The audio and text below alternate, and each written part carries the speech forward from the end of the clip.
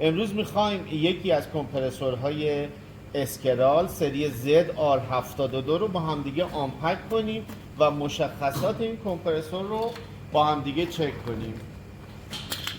کمپرسور رو از داخل جعبش در میاریم، با همدیگه چکش بکنیم. داخل جعبه یه پک مشنبایی هست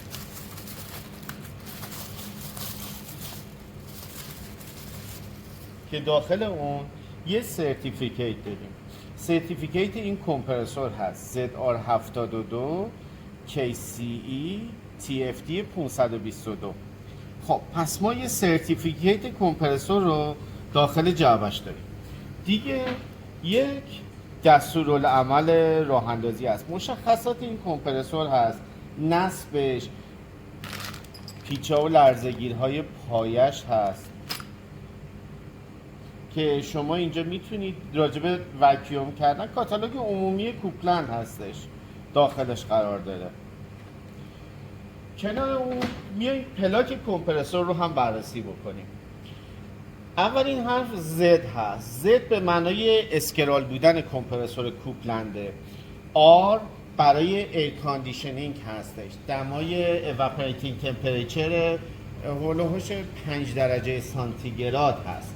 72,000 BTU ظرفیت کمپرسور هست. البته یه دقت بکنین توی اسکرالا، من چند تا فیلم ساختم اینو نگفتم، توی اسکرالا اینو توی 60 هرتز در نظر گرفتن. 72 وقتی که شما هرتزتون بیادش پایین تر بیادش روی 50 هرتز این عدد متفاوت هستش.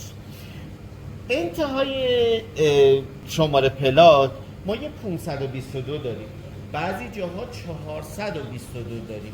این به چه معنایه؟ یه عددهای دیگه هم هستش. ببینید این نوع اتصال کمپرسور رو میگه اتصال ساکشن دیسچارج. تو اینجا شما مدل جوشکاری رو دارید. اگر 422 بود یعنی کمپرسور تندم بود، الان 522 هست، پس جوشکاری انجام میشه، تندم نیست. نمیتونید این رو برای کاربری های تندم استفاده کنید. البته خودتون میتونید چنین اتصالی رو روش به وجود بیارید و تندمش بکنید. یه نکته دیگه ای که اینجا میبینید، من یه نکته اول بگم، تمام این موارد رو ما قبلا توضیح دادیم توی یه فیلمی پلاک کمپرسورهای کوپلند، اما الان که آنپک کردیم میخوام آشنا بشید با محصولاتی که گروه مهندسی مهراسپند هم عرضه میکنه. این مورد رو هم دارم بهتون میگم.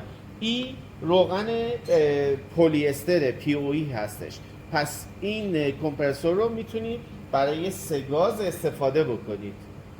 به جز تمام این موارد، کمپرسورهایی که توسط گروه مهندسی مهراسپند عرضه میشه دارای گارانتی هست.